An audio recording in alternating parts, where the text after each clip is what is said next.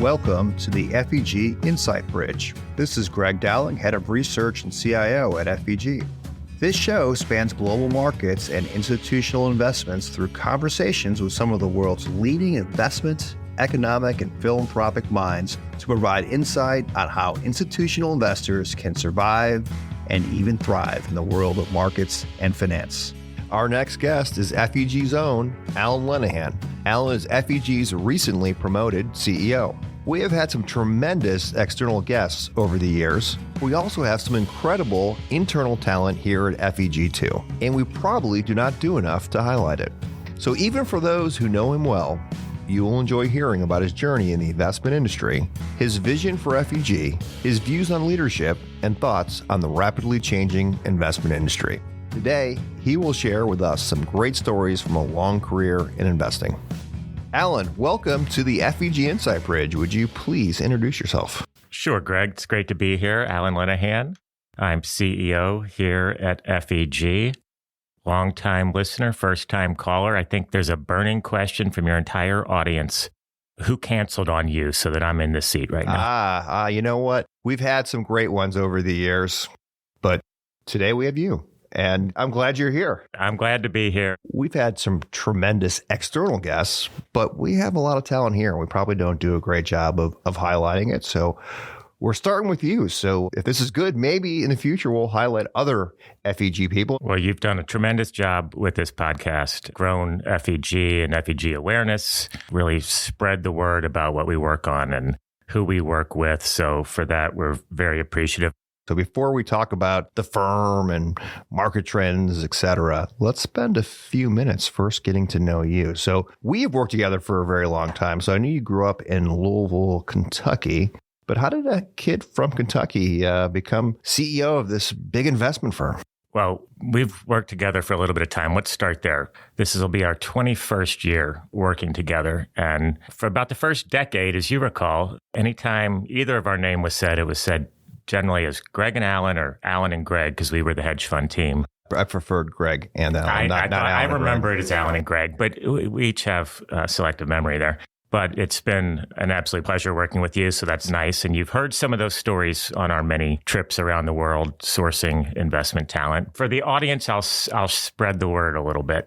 My story did start as a youngster growing up in Louisville, Kentucky. When I got the first bug for investing was after my sophomore year as an undecided major at Xavier University.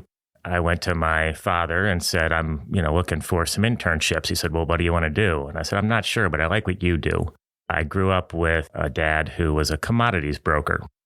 I had his own firm for a while, worked for a number of A.G. Edwards and some other institutions like that. But his job was to primarily hedge crops for Kentucky farmers. So he traveled around the state, worked with farmers in preserving their income through hedging. And I'd spent enough time in his office in random summer days where I got stuck there looking at charts and knew it was interesting, but really didn't know that much about it. So after a couple years at Xavier University, I realized I think this finance thing is pretty interesting. So why don't I go to the source of my knowledge at that point? And my father was kind enough to give me an quote unquote internship. I don't recall being paid, but I did go to his office for that entire summer, confirm trades, work with their counterparties to make sure his futures contracts cleared.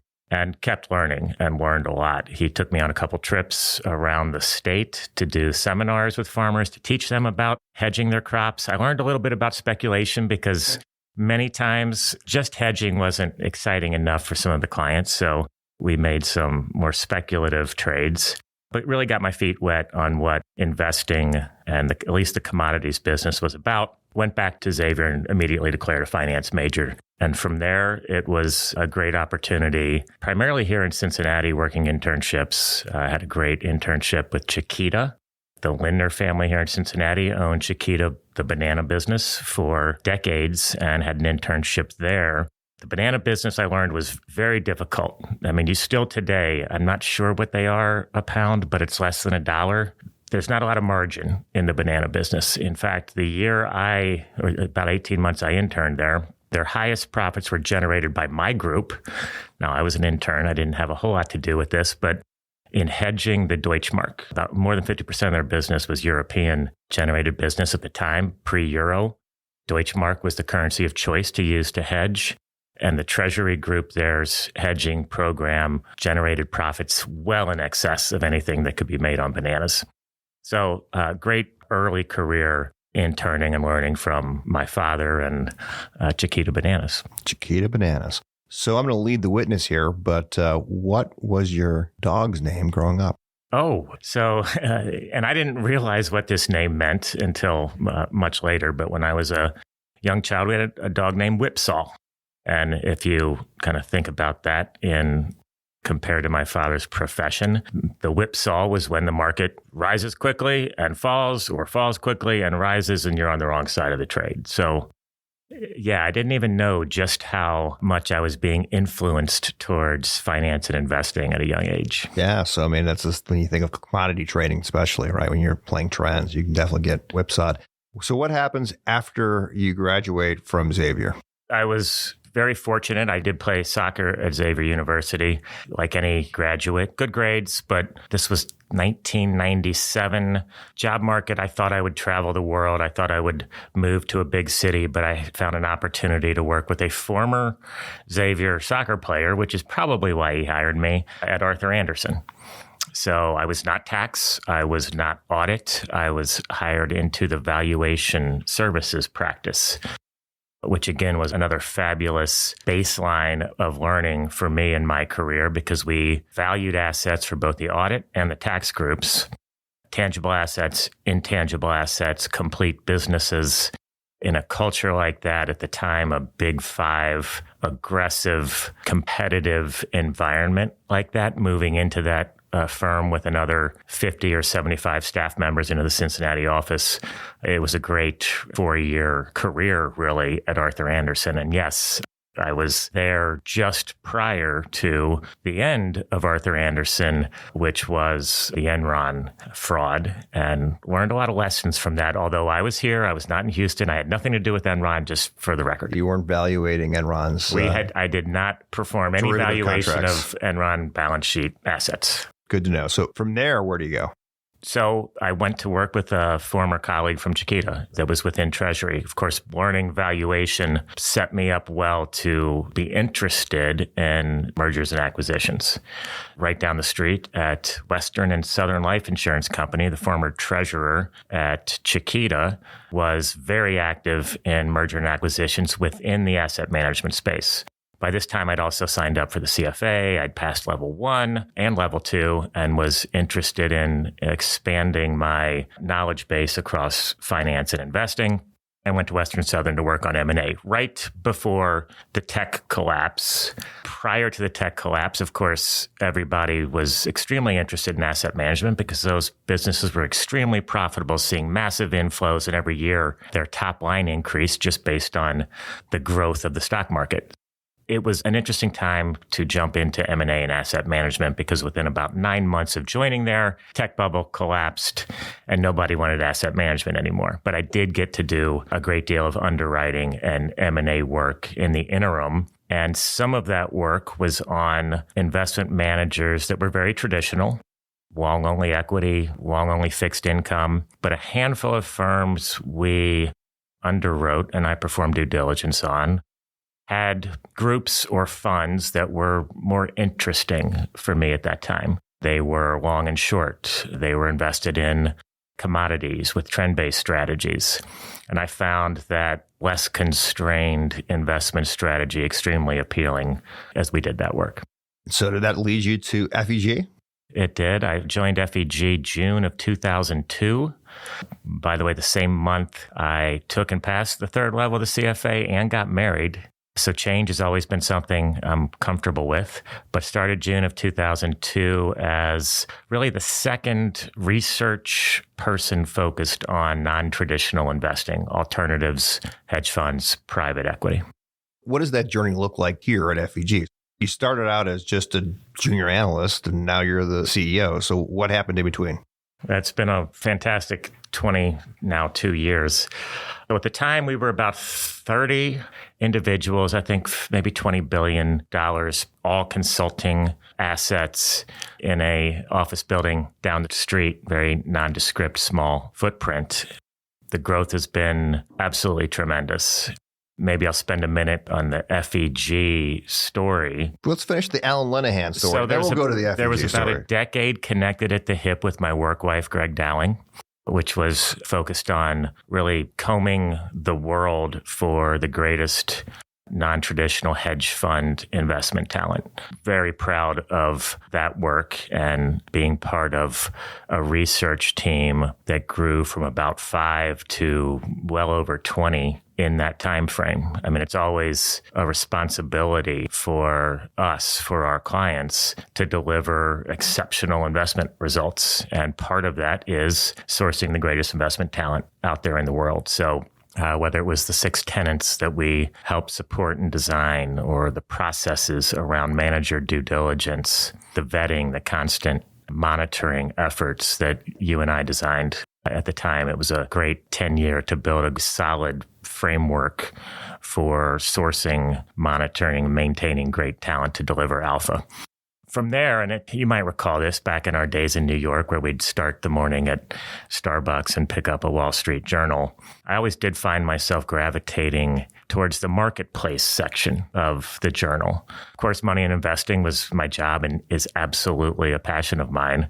But building the business, more and more took my brain power and my interest. So with the time in research, started transitioning to more client-facing roles and responsibilities. And over time, moved from pure research effort to the portfolio management team and leading our OCIO effort from a business perspective. Really, that started about 10 years ago. At the time, OCIO was still a nascent industry, and what it meant and how it was delivered was still, from an industry perspective, being designed and developed. And we were in the same position of making sure our clients understood differences, what having full discretion meant, how we delivered a different experience for clients that had an OCIO mandate with us. So I helped develop process, procedure, and the delivery of that business model to clients, and found that extremely valuable.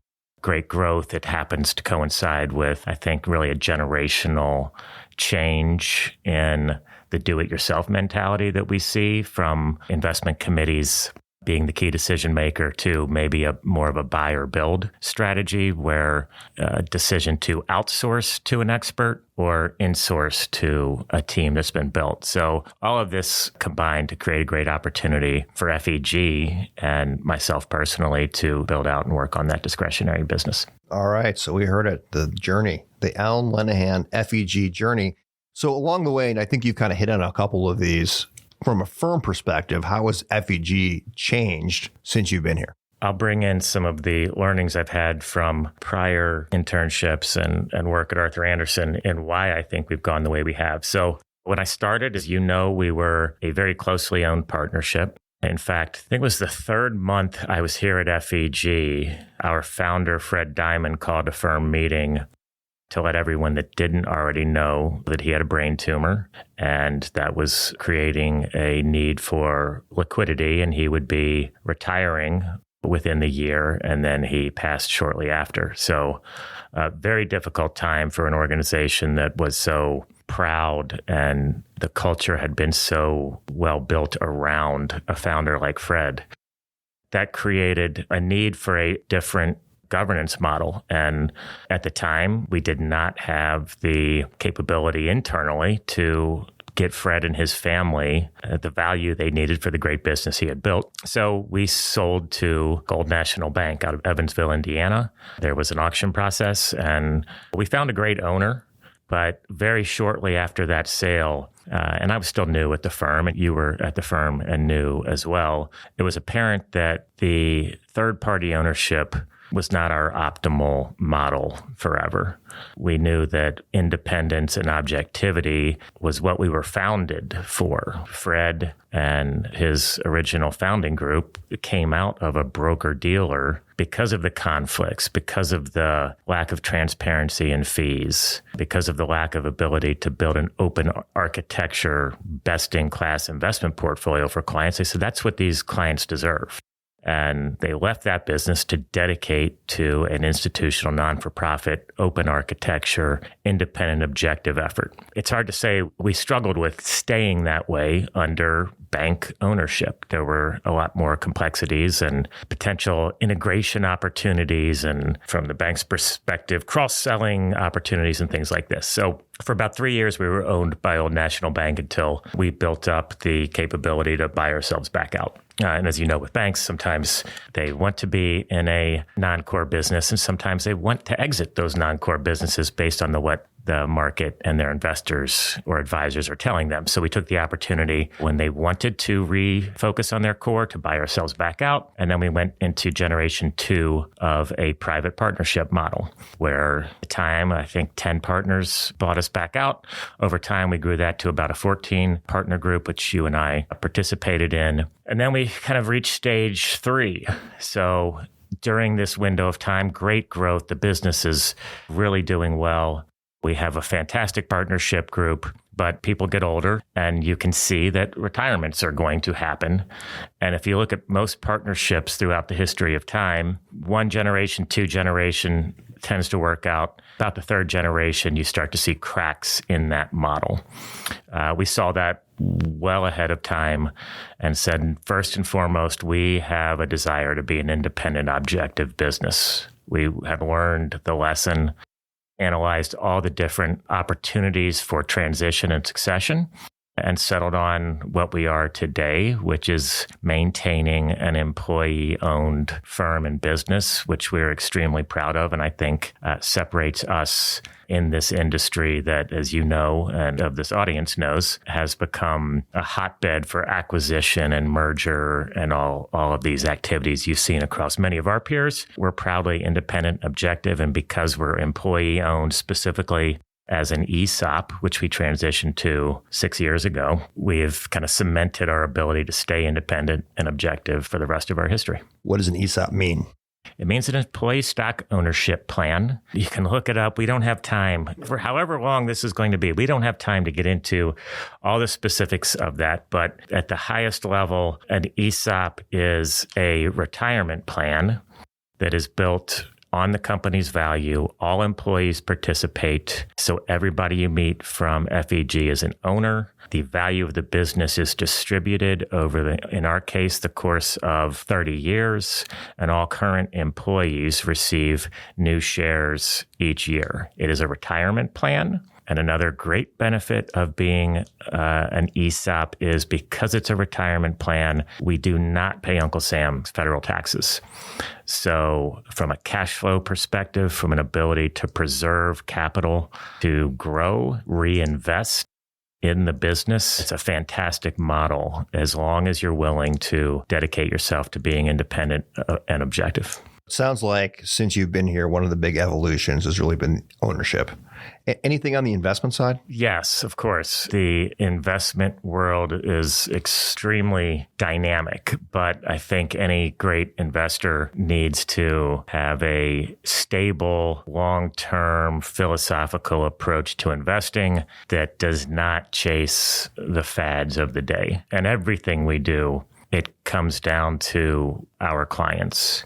In fact, I think if you ask anybody at FEG why we exist, they'll be able to tell you FEG exists because our clients deserve an exceptional investment experience. I think the key words there are deserve and exceptional, but the deserve is because our clients are primarily, really over 90% nonprofits that are saving the world, healing our children, educating, taking care of religious organizations. And from our perspective, those clients deserve really special results and special treatment.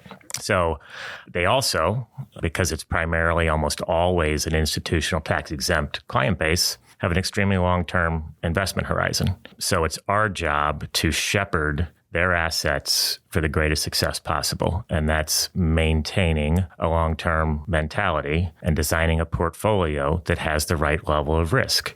That's been the way we've approached the starting point of investing throughout and has never changed and will never change. Now, surely we've gone through tech bubbles and great financial crisis and a lost decade of no return from equity markets, declining rate environment forever and a rising rate environment. So the tactics to deliver that result have to adjust. And that's where our 30 plus person investment team, research and portfolio management, dig in every day to make sure we're current on the investment strategy. But from the what has changed in investing, like it's all kind of full circle from my perspective. We've got, if you go back to Nifty 50 and now the Magnificent Seven, there's always going to be some hot trend.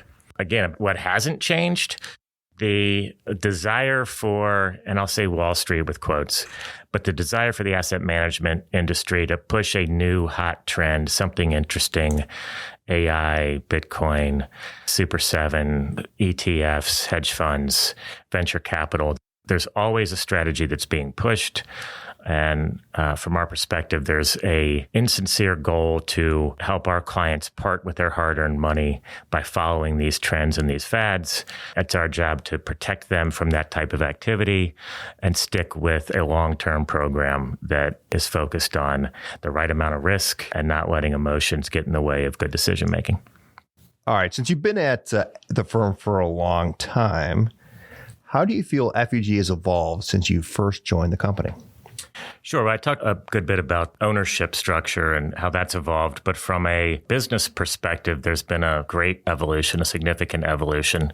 When I started, the term OCIO didn't exist. Everybody was a consultant in a non-discretionary format, generally with either a staff of a CIO and a team that we supported or an investment committee that we supported.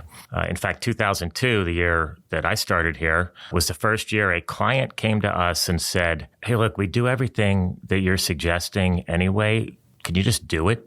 Can you just execute on that? There wasn't really a name for it at that time, but we were happy to do that. We have advisors individually working with clients that understand the specifics of the relationship and the governance model they follow and how strong their leadership is supported or whether they are truly an advisor. And we were more than happy to fulfill that request. And it opened our eyes to the fact that many of our clients could benefit from that type of relationship. And it wasn't long after that I got involved in what we had now termed the OCIO business. But the way we look at the world it's not really a business line perspective. We view our clients as important, unique situations every time. And our goal working with a client, a new client, even a current client, is to understand how best to take what FEG does exceptionally well and deliver it to them. So we don't want to specifically have business lines, OCIO, consulting, et cetera. We really view it as a spectrum of services that FEG has capabilities in. We understand the client and their governance need, and we'll design our capabilities to meet what they need from us. If you want to look at how we define it, that spectrum starts with OCIO. That spectrum starts with FEG taking discretion over portfolio management decision-making. That's manager hire and fire decisions, tactical positioning, rebalancing, all the operational aspect of the relationship. Really, that's the highest and best use of everything that FEG does across our investment team, operational teams, and advisor teams. Some clients have a perspective or an ability to manage pieces of the portfolio or pieces of those responsibilities. And in that case, we customize relationships to what we call delegated investing, where we will take discretion over pieces of the portfolio, and where the client is excited or has extra capability, they will own pieces of the relationship. And then you have the traditional business, which was the business that really only existed when I joined here, and that's consulting, where the client maintains the operational control. They maintain decision-making on the manager level, on the positioning or opportunistic level, as well as, of course, the asset allocation level, and that's traditional consulting. We are fairly objective and open to working with clients in any one of those categories depending on what's best for them. And that's been a major shift. And that's been a shift in the industry. I think we've got the most objective way of looking at it that I've seen, where we are not motivated to push a client in any specific direction. It's understanding what's best for them and taking all of our capabilities and delivering that. Gotcha. So ownership has changed. Our business model has evolved. What about investments? Have there been different types of investments over your career? Well, if you go back to the early days of the hedge fund industry, there was a lot of alpha to be generated. And there was alpha to be generated across the active, let's call it traditional or equity fixed income areas of the market. So what's really evolved is kind of regulation between Reg FD and the SEC, insider trading focus. What we've seen is a degradation in the ability for public market investors to find edge. There's more information, there's less unique information available because it's broadcast to everybody immediately. And what used to exist as far as informational edge, working with management teams, understanding businesses, has become much tougher to come by. Where that's not the case, so we've seen a degradation in alpha from traditional investment strategies. Where we haven't seen that, because there is still informational edge to be had, is in the private markets. Of course, our clients have increased allocations to private markets due to our recommendation and efforts for the last 30 years since the founding of FEG. But we continue to see great opportunity there with informational edge, alpha generation potential, and really some of the greatest investment talent migrating away from public markets to private markets. I think I don't have the exact numbers in front of me, but about a decade ago, I think it was Jim Simons at Deutsche Bank Hedge Fund Conference made the point that at the time, the Russell 5000 index of stocks only had 3,200 companies in it because there were no longer 5,000 public companies. Today, that number continues to shrink. And in fact, over 90% of businesses with over $10 million of revenue private and only accessible through private markets. And they're more than happy to share information and have conversations and talk about their business with their investors. Jim Simon is the founder of Renaissance Technology. RenTech, yes. One of the more famous and successful quant hedge funds out there. All right, so we talked about the changes that you've seen over the last 20 years. You're now the CEO. Where do we go from here? So what is vision for FEG going forward? I love investing. That's been my career. I love building businesses. Being the CEO has a really different primary focus, and that is on people. I was at a conference late in the fall having a discussion with one of our peers' new CEO. Peopling was the term that we came up with, and that is supporting these great organizations, FEG, through working on culture, working with people and for people.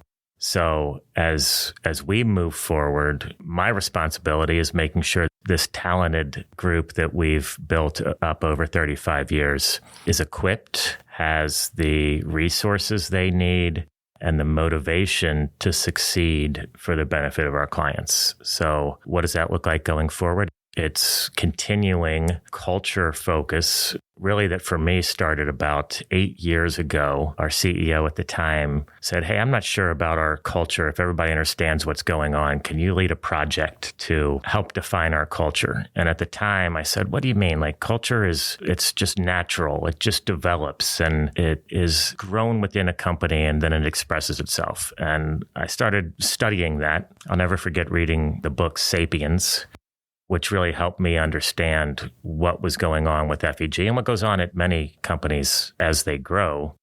When I started at FEG, there were 30 people. We were all on one floor. Everybody knew each other. They knew their kids' names. They had the opportunity to speak with each other just about every day, if not interpersonally interact weekly. By the time we began this project, FEG was about 115 people, or about 140 right now. What I came to understand is at a certain size, the ability for a group to have a shared vision, a shared mentality breaks down. And in the book Sapiens, they put the number around 30 to 40. It's really kind of an extended family unit size. At that size, everybody can share with each other on a level where culture is natural and it is organic. Once you start getting beyond that, it actually does need to be managed, and it needs to be projected from the top down. It needs to be communicated and rallied around. So we put a great deal of work into that effort back almost a decade ago. It resulted in tenets around culture that we believe in and hold ourselves accountable to here at FEG. Respect and excellence are the two key terms there. And part of my job as I go forward is to continue to manage, communicate, project culture so that everybody at FEG feels respected and then can deliver excellence. So the latest project there is I've reached out to everybody at the firm to set up one-on-one meetings. I mean, I feel like I know a great deal of FEG organically, but there are a number of people that I don't know well, and I want to know well, and I need to understand them, what motivates them, what they feel about their FEG journey, and how we can build a firm that allows them to take their superpower, and we know everybody's got one, and align their superpower with what helps FEG and our clients generate results. There's more to it than that, but right now that's top of mind. Building culture, taking the great team, and really unleashing superpowers for the benefit of our clients. So culture can be so squishy, right? So how would you define success? Like when you look back and say, we accomplished it or we didn't accomplish it, how will you know? So healthy things grow. I think I stole that from you, who I'm sure stole that from somebody else. If you can remember where you originally came up with that statement, Greg? I don't. I think you were the first one I heard say that. FEG is growing and will continue to grow. To create the opportunity for our people, we need to grow. We need to do it in a manageable way, which we have thus far. We'll continue to do it in a manageable way. So success from a business perspective is growth. From a client perspective, they will benefit from that because we will retain great talent. We'll be able to continue to invest in the technology and the services they need to make their experience with us exceptional. And from a investment perspective, by maintaining that talent, by maintaining that growth internally, we'll continue to be able to deliver results and perform. At the end of the day, we can care about our clients the most. I think we do. We can serve our clients the best. I think we do. But that doesn't matter unless we're generating performance results for their portfolio that give them the ability to fulfill their dreams, which is deliver on their missions at a level, hopefully, that they never imagined. I mean, that's the dream for us and what gets us out of bed every morning and excited. Yeah, we get to do great investment work that we're passionate about, but we get to do it for clients that are making dreams come true and saving the world. And the more money we can make for them at the end of the day is what it really comes down to. You mentioned technology in your response.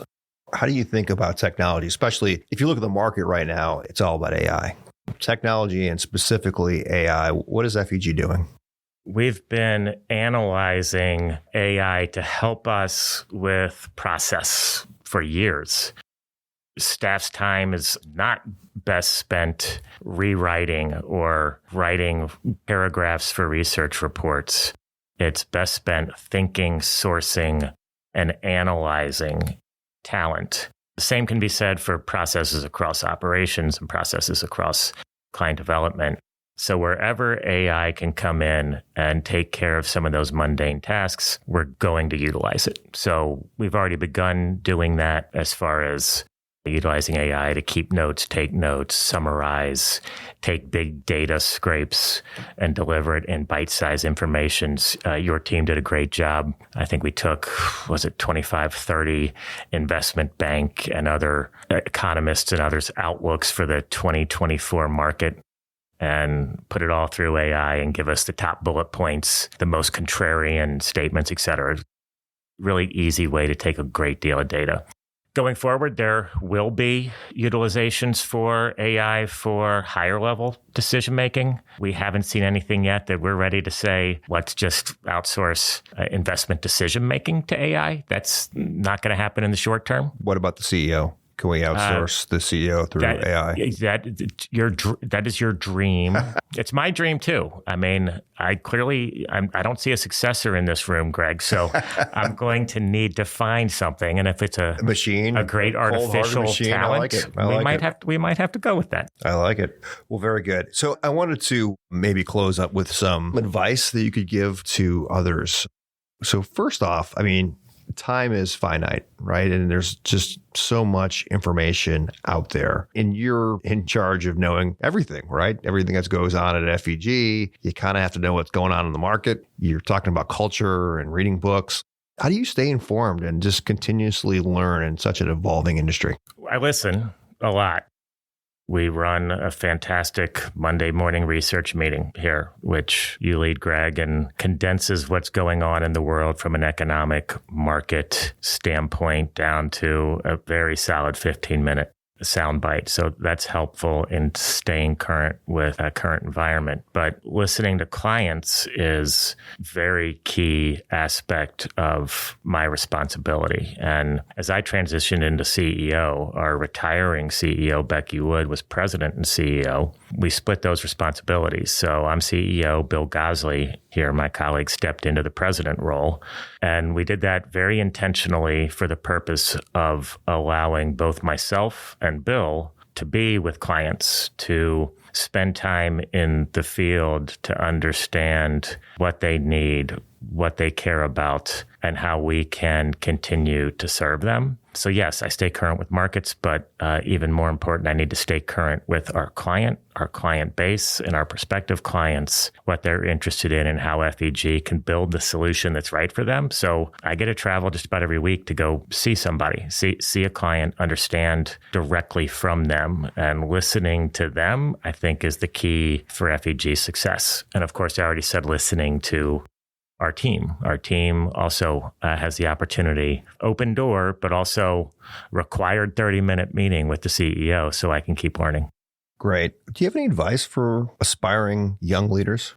So I have 12-year-old, 14-year-old, 16-year-old, and 18-year-old that I'm constantly trying to give advice to, and they, of course, won't listen. But when a young, aspiring investment or finance person talks to me, I always suggest to become very strong technically in an area that you want to pursue, but never forget long-term, the secret to success will be communication and people skills. So it's easy to dive in, be an analyst, get lost in data and analytics, and that will serve anybody well in the early parts of their career. But over time, more and more to grow and expand your capability to bring whoever you work for greater results, it's going to gravitate towards communication and people. So put yourself out there, sign up for the project where you know you're going to have to put the presentation on. You know you're going to have to meet with a lot of individuals to lead a team or to be involved in a team. So combining the technical with the interpersonal and the communication, I think, is the way to success for just about anybody. So if I'm hearing you correctly, you're saying that if you're a young, aspiring leader, you should just work remotely. Greg, I know that's a trap. But remote's tough. Remote's tough in our business, especially. This is an apprenticeship business.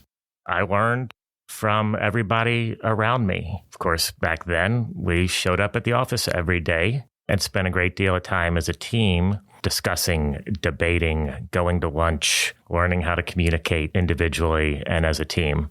I don't think we'll ever replace that broadly, but especially in the investment business where, yeah, you can get your CFA, fabulous certification, fabulous program, but it won't lead to long-term success in your career.